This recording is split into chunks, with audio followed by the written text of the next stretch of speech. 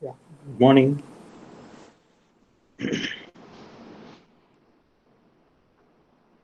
We'll wait for a couple of minutes for us to join.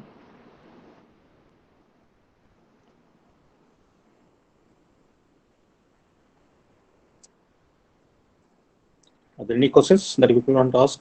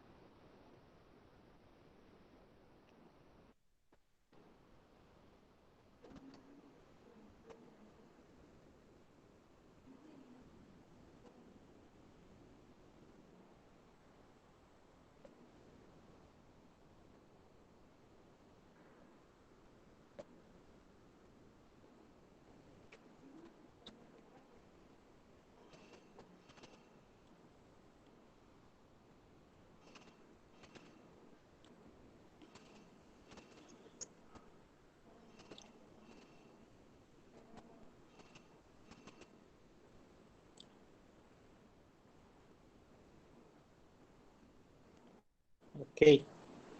Uh, so I just want to check what is the status of the assignment 3 in the lab. Could you quickly complete it? No, there's no need to make a different chips for the signed and unsigned. This I told clearly in the last lab class and also mentioned it in the mail that I have sent because it's not a different circuit. Okay. So only the overflow logic will be different for the signed and the unsigned. Okay. Uh, so you do the corresponding overflow logic when you're giving the signed operands and check if there's overflow. Similarly, you have to use the overflow logic for the unsigned case to detect if there's any overflow. Yeah. Yeah, for addition subtraction, it's single circuit, single chip.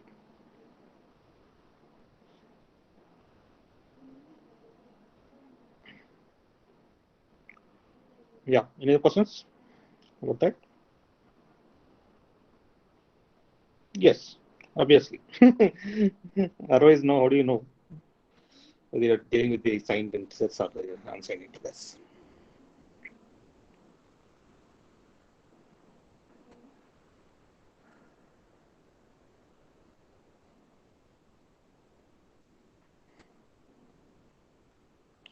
Okay, are all the batches in a position to complete this assignment? It is same, right? I don't know why these questions are coming now. I looked at the assignment sheet. There are three parts in this assignment. One is to design the 16-bit adder using the Ripley carry adder method. Then part two is implement the 16-bit adder or 16-bit adder subtractor using the 4-bit CLA-based adders. And the third part is the 16-bit adder subtractor using 4-bit CLAs along with the higher order terms. Why? What is the reason? There is request for extension of deadline.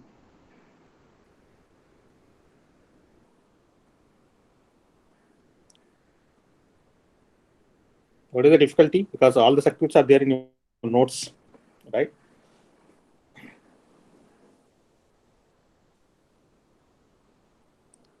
Wasn't 1 week time enough?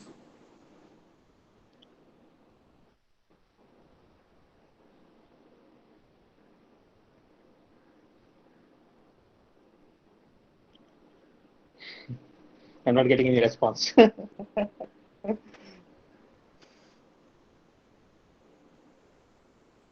No, there's no need to change. There's no need for that, but if you have done that, it's fine. Basically, your test cases will be different.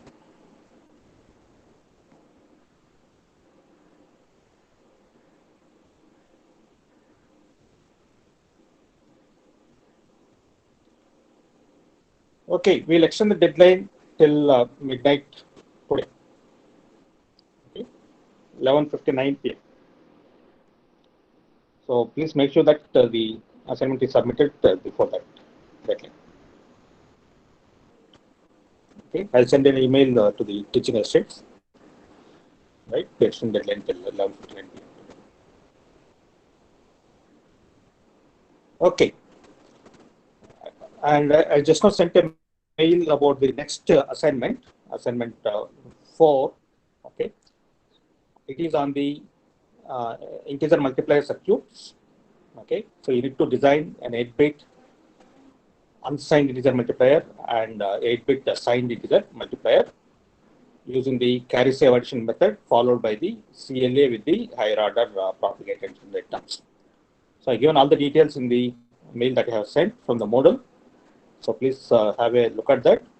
And I also indicated what are the test cases that you need to give for this two circuits. Okay, and you'll be required to submit that assignment 4 by next Monday. Okay, and there is no class today afternoon for the lab because there's nothing much to discuss now. Okay, so we'll not be meeting in the afternoon today. Yeah. So what are the circuits that you have discussed in the class? You need to design it for the 8-bit operands, right? One is the unsigned integer multiplier, and the other one is the signed integer multiplier. But it's only using the carry save addition based reducers followed by the CLA based adder for the final two summits. But this CLA based adder is using the higher order propagated terms. But this module is available with you as part of your third assignment. Okay. Yeah. Any other questions about the assignments?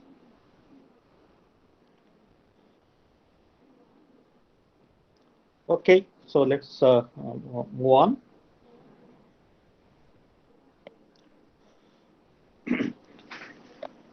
Yeah, in the last class, we started the discussion on the representation of real values. We have seen the issues in the representation of the real values. Basically, the real values will have the integer part and the fraction part. One way of representing it is what is called the fixed point representation.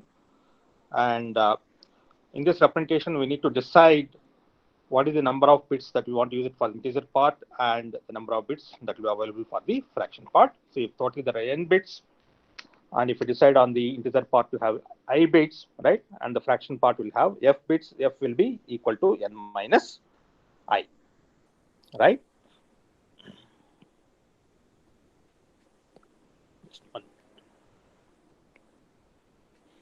So f will be equal to n minus I. And depending on the values of I and f, right, the range of Sir, we can't see your screen. So,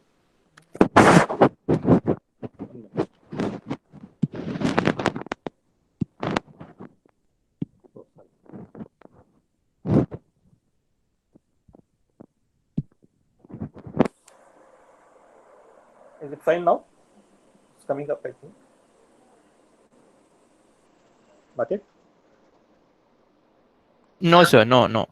Oh. Still not. My God, what's up? Just check.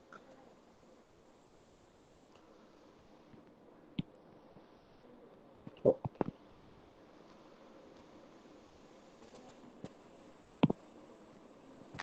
Yeah, I think it's coming up now. Sorry. Yeah. So if you use this fixed point representation, when we say fixed point, we are deciding the position of the binary point or the decimal point in the corresponding systems, right? And if we decide that the binary point is no after I bits from the beginning, no, then the range of values is going to be, yeah, I'm not sure, yeah, the range is going to be from 2 power minus f to 2 power I minus 2 power minus f, okay? And the resolution is 2 power minus f. So as you go for larger and larger value of I, right, the range will increase, but the resolution of the precision with which you can represent the numbers will decrease. And if you go for a larger value of f, right, then the range will be smaller, but the resolution is higher.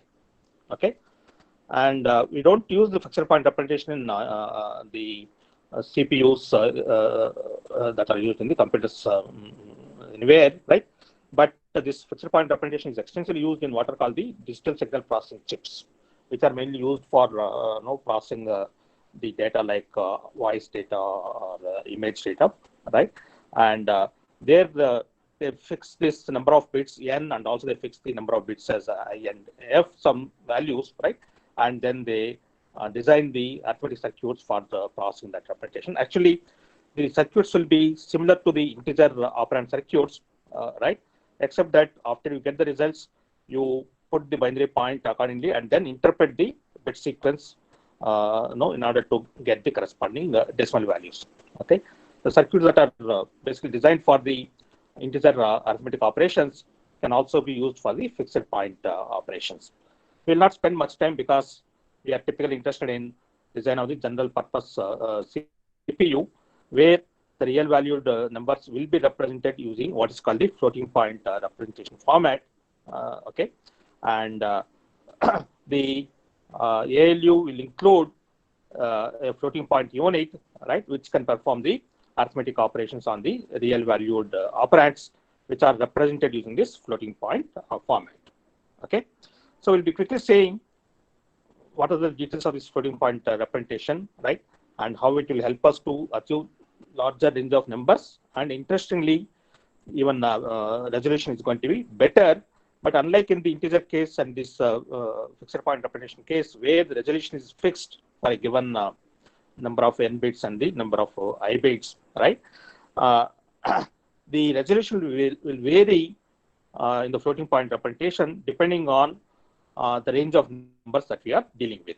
Okay, I just want you to make a note of this point. We'll come back to it no, maybe sometime later today. So in order to understand this floating point representation, we are looking at the decimal numbers, right? Where we see that a decimal number can be, or a real number can be represented in the scientific notation that involves the exponent matrix form in several ways, depending on where the decimal point is put. Okay, so we looked at this example in the last class. If the value of x is 325.178, right, I can shift the decimal point to the left by 1 or 2 digits, or to the right by 1 or 2 digits, and without changing the value, we have to accordingly modify the value of the exponent. So for the given value, the exponent is 10 power 0. If I shift the decimal point to the left by some number of digits, then accordingly I have to increase the mantissa so that the value will not change. If I shift the decimal point to the right, then we have to decrease the mantissa. So this leads to a problem because there is no unique way of representing a number, and we need some standard way of representing the numbers, right? So at the end of last class, we are looking at what is called as the normalized representation of the real numbers in the scientific notation form. Okay, so the normalized representation corresponds to where we have only one non-zero digit to the left of the decimal point. Okay, so for this number 325.178, the normalized representation is 3.25178 multiplied by 10 power 2. And then we can represent this mantissa and the exponent in the normalized form, and that will be unique across all the systems. Or if I have a fraction like 0.072, the sign of the number is negative, right? Then here we shift the decimal point to the right, and accordingly the exponent value will be decreased, right? So now you can see that here the mantissa is minus 7.2 and the exponent is minus 2. And this is how we represent the real values in the normalized form for the decimal system using the mantissa exponent method, or the exponent mantissa method. So now we are going to see similar definitions for the binary representation of the real values. Okay, so in order to extend this discussion for the binary representation of the real values, first we need to look at how a real value is represented in the binary form, right? And then we'll see what is called the normalized representation, and then how to represent that value in the exponent mantissa form. Okay, so we'll take a simple example. Suppose I take a value of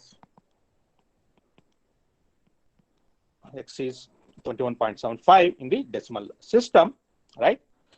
We need to represent the integer part and the fraction part first by the binary representation. We have not explicitly discussed it in the course earlier, right? But you might have studied it in one of the earlier courses, right? So how do you represent the real part? So if I take the real part, if I take the integer part here, right? How do I get the bit sequence corresponding to this?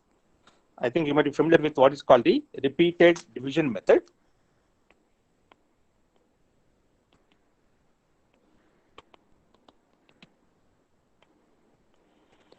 Where we take the integer part and then keep on dividing it by 2, right?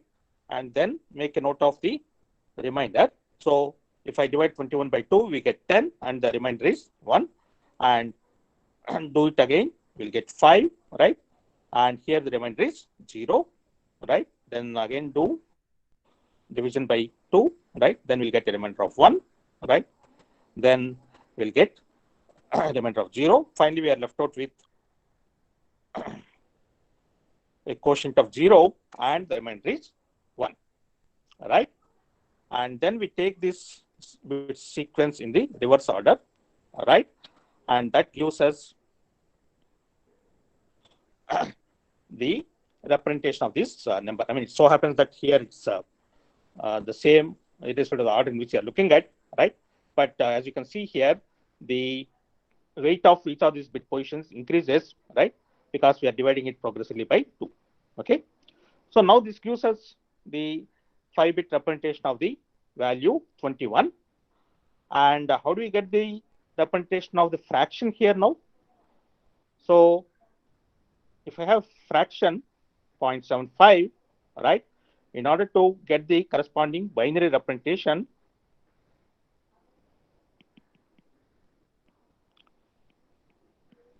we do what is called the repeated multiplication method, right? So when I multiply this fraction by 2, right, what it will get? We'll get 1.5. So now we take the bit that is there in the integer part after we perform the multiplication, right? We'll make a note of that, right? So that is 1, right? Now we take the fraction in this result, right? That is 0.5, right? And then again multiply by 2, right? And now we get 1.0, right? So again we take the 1 here, right, to the left of the decimal point, right? And we'll be considering that, okay? Actually, you can verify that whenever I multiply a given fraction by 2, the digit to the left of the decimal will be either 0 or 1, right? So that's what we need to store, okay? So now we take the zeros and ones that we get, right, by the repeated multiplication process in this order, right? And that will give us the bits that represents the fraction part, okay? We'll take one or two more examples so that you see how to do that, okay? And how long do we continue this process? Until we get a fraction of 0. And it may happen that whenever we do this repeated multiplication, the fraction that we'll get may not be 0 after even a large number of steps in the repeated multiplication process. Okay, we'll come back to that quickly. Okay, and you can verify that the weight of this position is 2 power minus 1, that's 0.5, and the weight of this position is 2 power minus 2, right? And that is because basically we are multiplying here, right, by 2 every time, right? And that's what is resulting in these weights. Okay, so basically we got the representation of 21.75 in the binary form as 10101.11, right? And now we can say that this mantissa multiplied by 2 power exponent of 0, and now the same bit sequence I can shift it by 1 bit. I mean, shift the binary point to the left by 1 bit, right? And equivalently say that it's 1010.111 multiplied by 2 power 1. Okay. So again, we see that even in the case of the binary representation, there's no unique way of representing the bit sequence. So, or representing the given number. So again, now we define what is called the normalized representation here.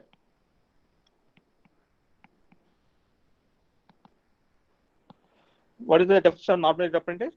In the case of decimal system, there should be only one non-zero digit to the left of the decimal point. The same definition is extended here. We say that the binary representation is normalized if there is a single 1 to the left of the binary point. So now this is the binary point. So we shift this binary point to the left by the required number of bits. So it is 1.010111. And because we shifted from the original one to the left by 4 bit positions, right, the exponent will increase by 4. Okay. So now this is the mantissa in the binary form, and this is the exponent, right? So we need to represent both these two pieces of information. We need to represent the exponent field, and we need to represent the mantissa field. Okay, so let's take another example, right? Maybe I think let's take 19.375, right? Let's say this is some variable y, right? So I wanted to apply this repeated division method and the repeated multiplication method to get the representation of this real value. Yeah, can you please take a minute to do that? First, to get the representation of 19 by the repeated division method, and then you get me the representation of 0.375 by the repeated multiplication method.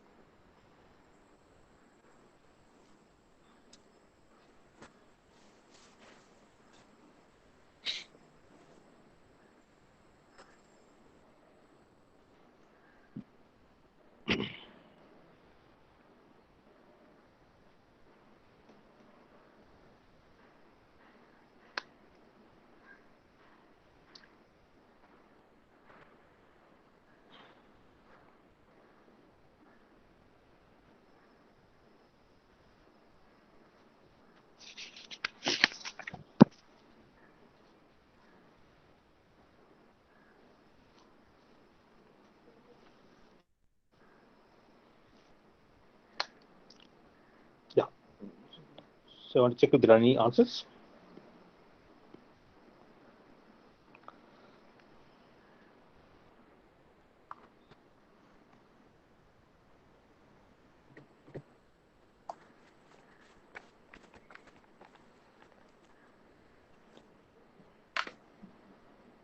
There is a small mistake. Hariharan, can you please check that? Got actually 11.375.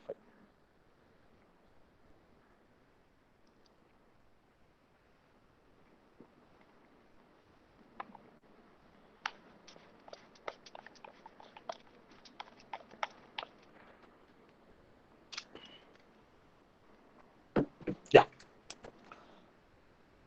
Good.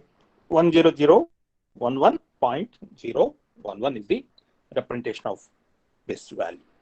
Right? I'll quickly do it just for the people who have not done that. So 19, we keep on dividing, right?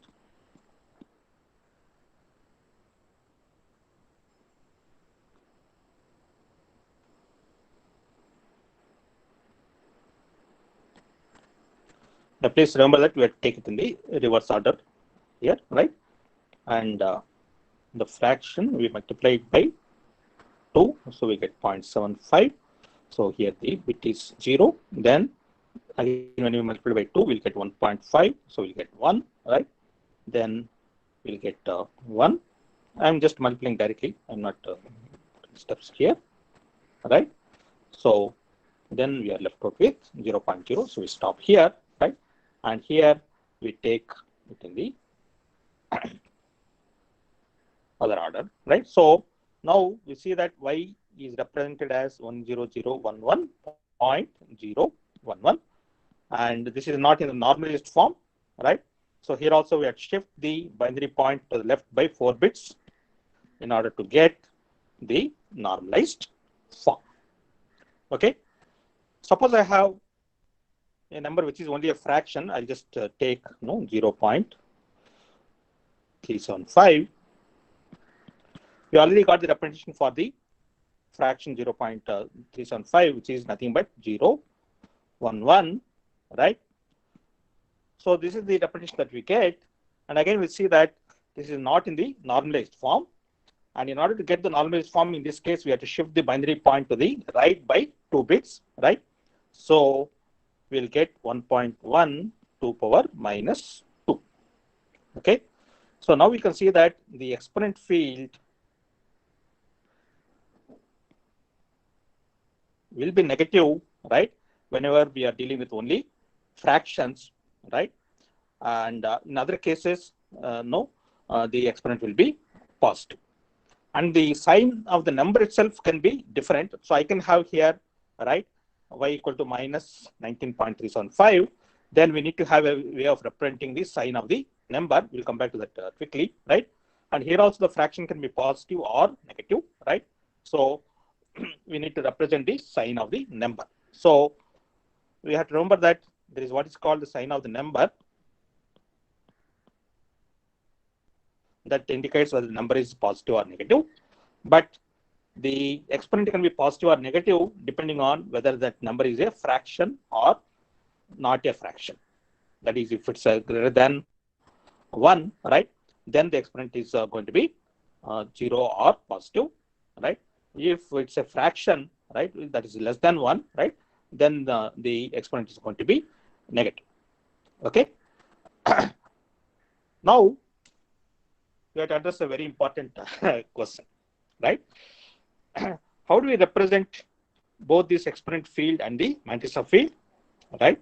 And the exponent field can be positive or negative. That's what we are seeing, right? And we need to represent the mantissa's magnitude, right? And also we need to represent the sign of the number. Okay. And again, the total number of bits that one can use will be specified. Then out of total number of bits that will be available to us, we need to use some number of bits to represent the exponent part and some number of bits to represent the mantissa part. Again, if we leave it open, then different systems or different CPU manufacturers may use different format, right, or different number of bits for each of them, right? Then there will not be any uniformity. Again, the portability of data across systems will be difficult, right? So we are going to look at what is called a standard for the floating point representation that has been defined, and that's what is being followed in all the computer systems in the that are available. Okay, so this is what is called as the IEEE standard. Actually, this IEEE is a society, which I think it's a professional society, which I think some of you might be knowing. It stands for the Institute of Electrical and Electronics Engineers.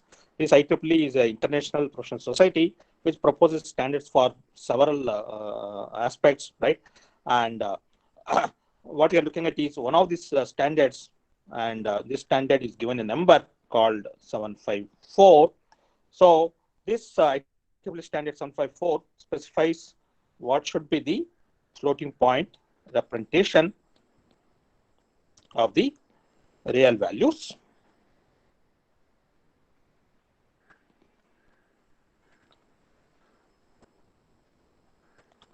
So all the CPU manufacturers must ensure that the floating point operations will be carried out by circuits, right, which will deal with the real values that are represented using this floating point standard.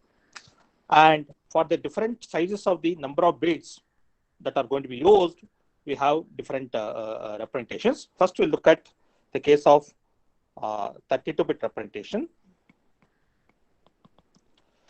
And this is referred to as, in the case of the IEEE standard, it is referred to as the single precision floating point standard.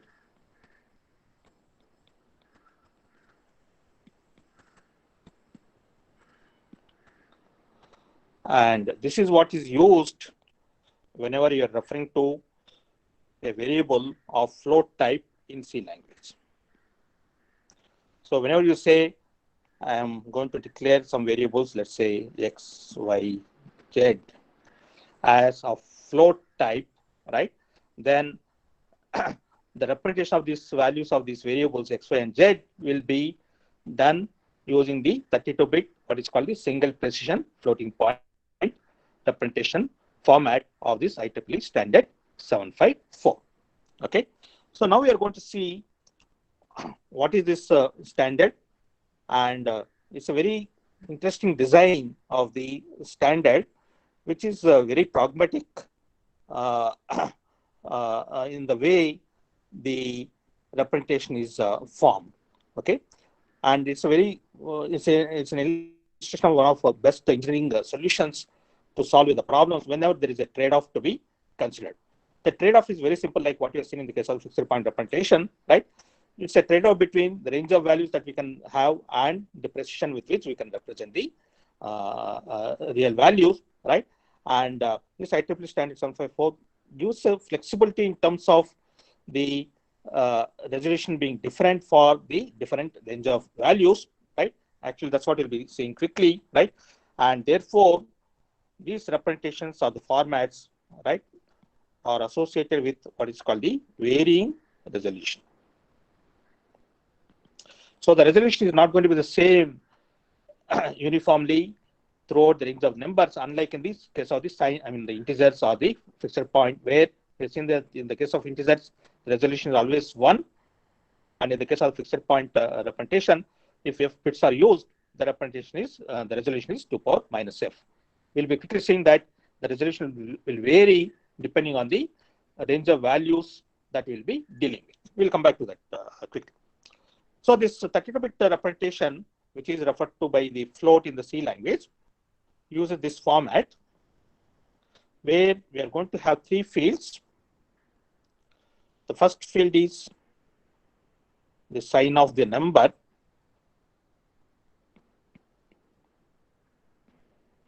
Okay. Then the second field is for the exponent, right? And the third field is mantis. Okay. And as per the IEEE standard 754, the sign bit is obviously 1 bit, because if the sign bit is 0, it indicates that it's a positive number. If the sign bit is 1, it indicates it's a negative number. Okay. And the exponent field is 8 bits long, and the remaining 23 bits are used to represent the mantis. Okay. And first we'll look at representation of the real numbers which are normalized.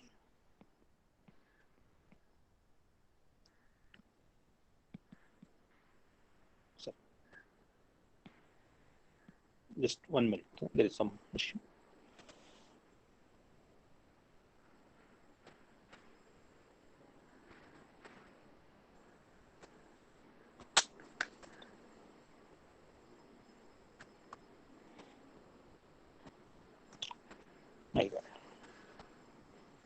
Just 1 minute, there is some problem.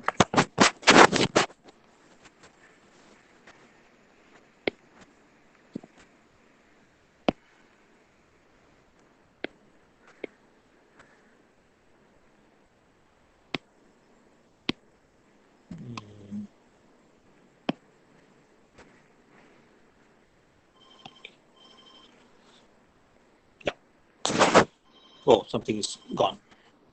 Okay, let me just check.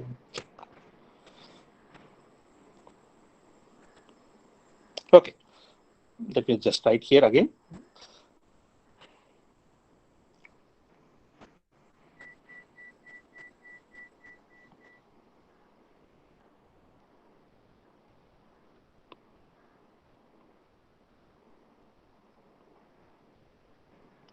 So we have 1 bit for the sign, then there's an exponent field, and there's a mantissa field, right?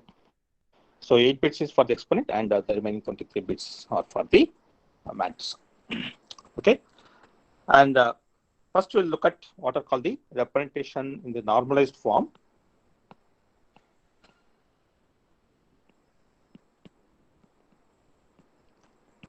Yeah. So what is the definition of normal representation for the binary representation? There can be a single 1 to the left of the binary point, right? That's what you see. Okay.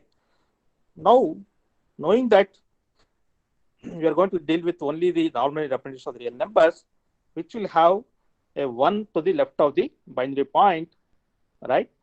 Now, there is no need to store this bit 1 that is there to the left of the binary point. Okay.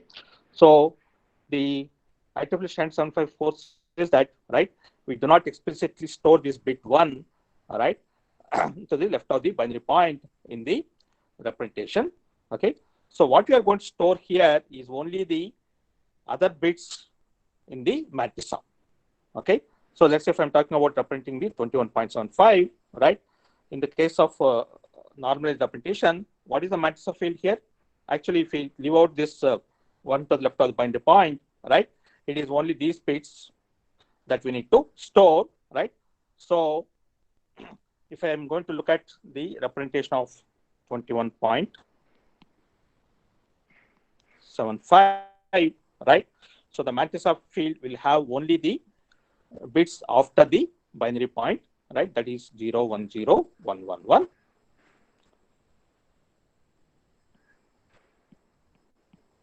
Right? Because what you're seeing is that this is the normalized representation. Okay. So the first 5 bits will be taken from the Mantis field here, and then that we put here in the Mantis field of the representation, right? And then all the remaining bits will be 0. Okay, and because this is a positive number, right, the sign bit is 0. Maybe I'll write here. This is the sign bit. This is the Mantis field, right? Now we need to indicate what is the exponent. What is the exponent here? It's 4, right? So a simple way would have been, right, to get the 8-bit representation of this value 4, right? That would be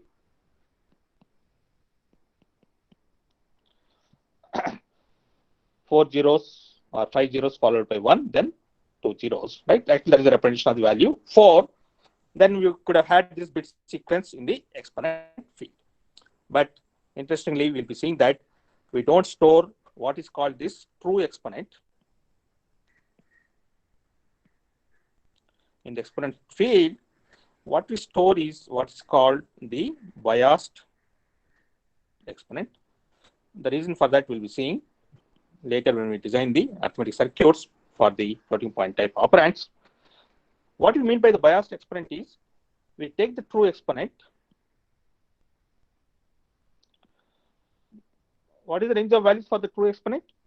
The true exponent can be positive or it can be negative, right? Because as we indicated earlier, right, if the value of the number is greater than or equal to 1, then the true exponent is 0 or positive. If the value of the number is less than 1, right, then the true exponent is going to be negative. So we need to represent both the positive values of the exponent and the negative values of the exponent. You think that no, maybe you should have used the 2's complement representation and then given the exponent information there. But later we've seen that in order to perform the kind of operations on these representations, to perform the addition, subtraction, or the multiplication operations, that 2's complement form for representing the signed values of the exponent is not convenient. Okay, so we look at what is called this biased exponent form, where we take the true exponent, right, and then add a particular bias value, which is a constant value, right? In this case, for this 32-bit representation, it is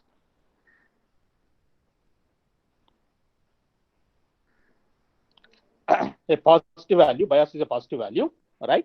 And it is 2 power 8 minus 1 minus 1, that is 2 power 7 minus 1. As you can easily verify, right? It is 127.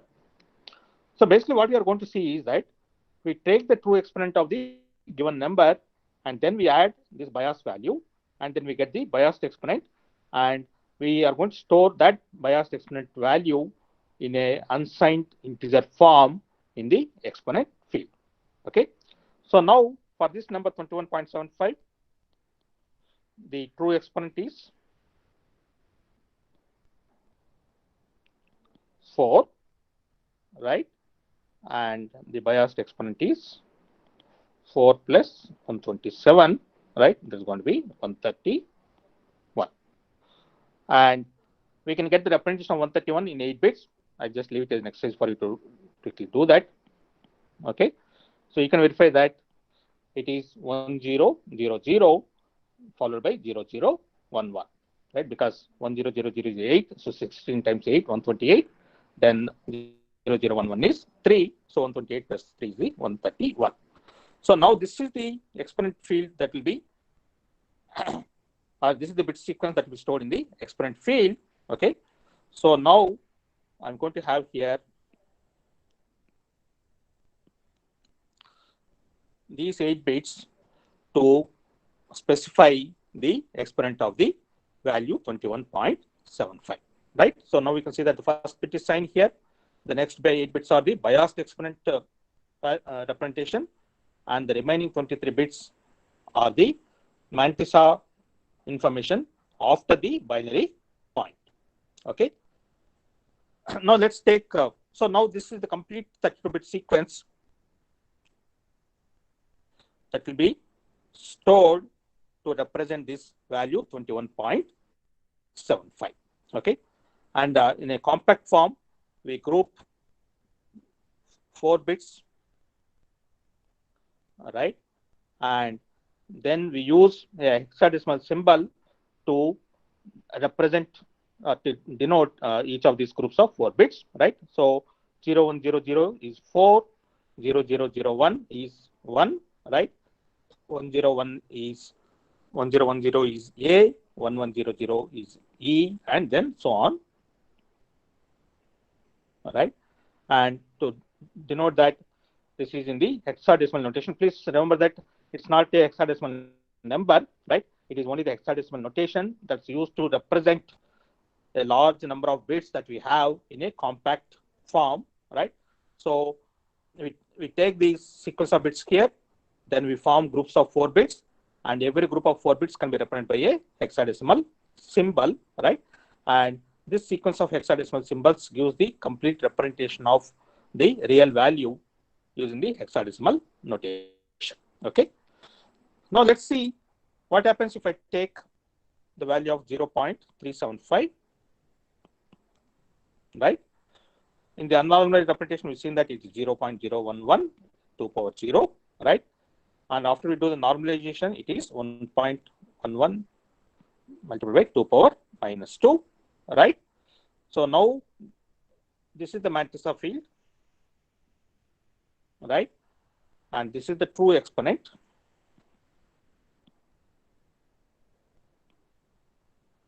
Right? So now we have to get the biased exponent for this.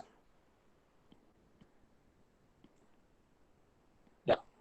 What is the biased exponent in this case? It's the true exponent, that's minus 2 plus bias value, that is 127, right? So it is 125. Again, in the binary form, right? You can verify that, right? We will get the binary representation of this as, yeah, 125 can be represented as, you can verify, right? Yeah, sorry, 0111 followed by 1101, right? Because 0111 is 7, so 16 times 7 is 112, then 1101 is 13, right? It's 112 plus 13, that is 125. Okay, so now we have the Mantis field, we have the biased exponent, right? And all of this is put together, and the sign bit is 0 here, right? That is sign of the number, right? Then this is the Mantis field, sorry, exponent field. And what is the Mantis here? There's only single one to the right of the binary point, right? So that one will be kept here, right? And all the other bits will be 0. So that will fill the remaining bits, right? So again, this is the sign. The next 8 bits are exponent, and the remaining 23 bits are Mantis. Again, if I form groups of 4 bits here,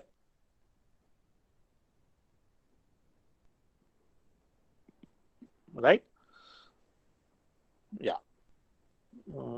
Sorry, I think this.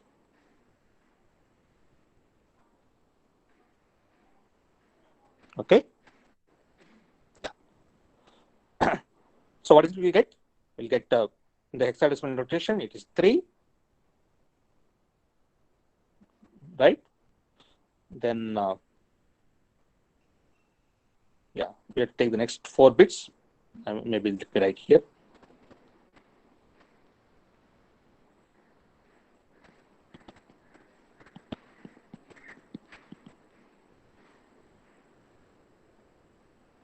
Okay, so this is 3 in the hexadecimal notation, right? And this is E, and this is C, and then all zeros.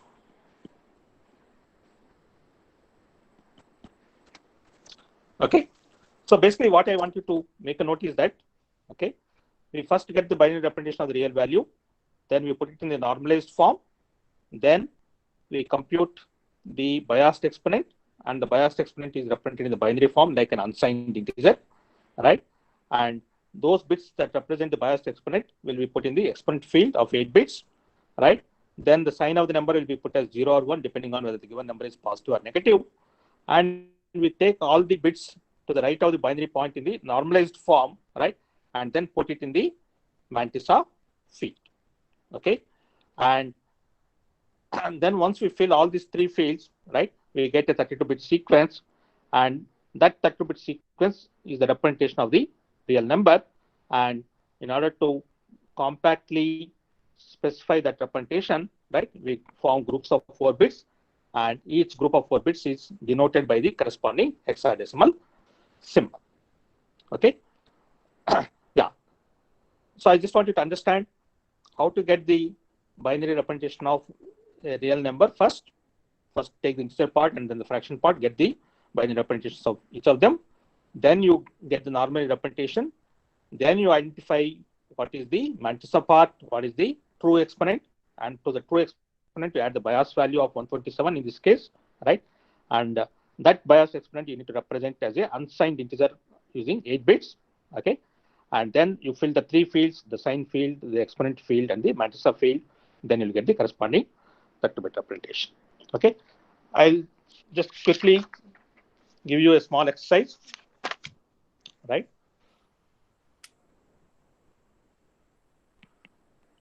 Let's say x is minus 29.625, right? So I want to get me what is the representation of x. And if there is another variable y, right, which is a positive number, and it's a fraction 0.3125. Okay. Yeah. So I want you to get me the representation of these two numbers, x and y, in the floating point standard using 32 bits, and give me the representation of bit sequence in the hexadecimal notation. Yeah, can we just do this? Then we'll close.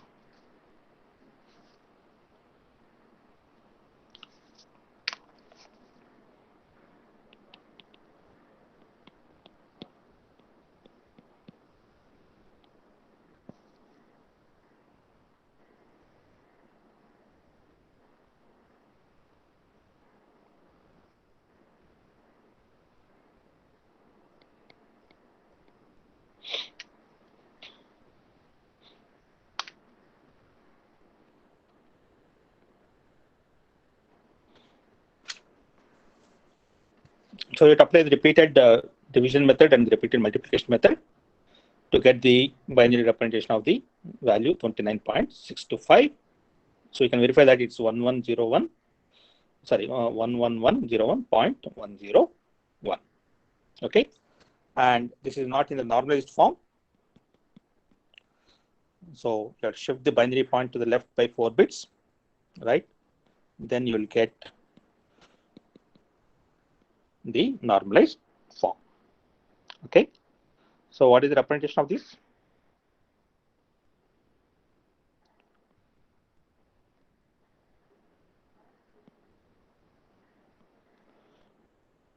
So if this is the sign, this is the exponent, then the remaining bit is Mantissa, right? Then x is negative here, so this bit will be 1, right? And the Mantissa field will start the bits to the right of the binary point. So that is 1101, 101. Then all the remaining bits will be 0, right? And here also the true exponent is 4, right? So the biased exponent is 4 plus 127, that is 131. We already got the 131 earlier, so we can use that. All right, so that will be the exponent field, right? Now you divide this into groups of 4 bits, right? So it will be C1 E D, right? 0 0 in the hexadecimal notation. Okay. So I'll quickly do it for y also. You can verify that.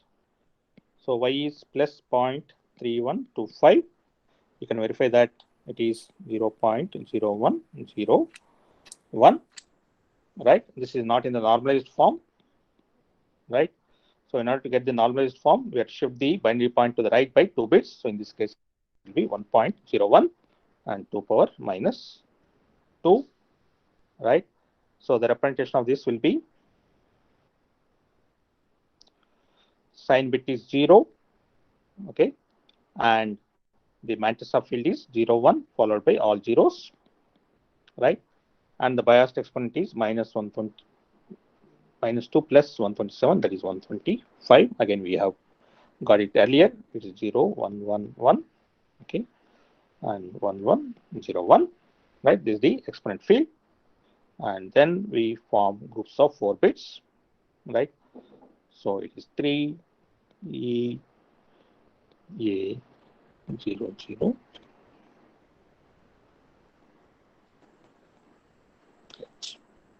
Right? So this is the sign, and this is the exponent, then the Mantis.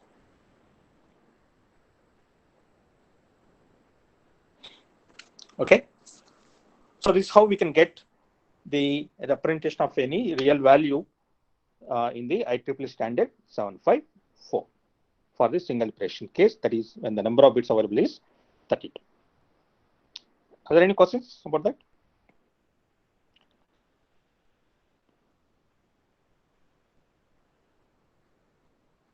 Okay, we will discuss that. That's a special case. Okay, so in the next class, we'll discuss all these special cases, right? And yeah, and also we'll look at what is the range of values, what is the operation with which we can represent the numbers. Yeah, good question. Yeah, any other questions? Yeah, please take some real numbers and then do practice it, right? So that you understand it. Okay, so we are not meeting today afternoon. The assignment details that you have to do for the next week or for this week have been already sent by module email, right? So please have a look at that. If you have any doubts, you can write to me. And for this assignment 3, we are extending the deadline till 11:59 p.m. today. Okay? Yeah. Okay, if there are no questions, I think we'll stop here. We'll see you tomorrow morning.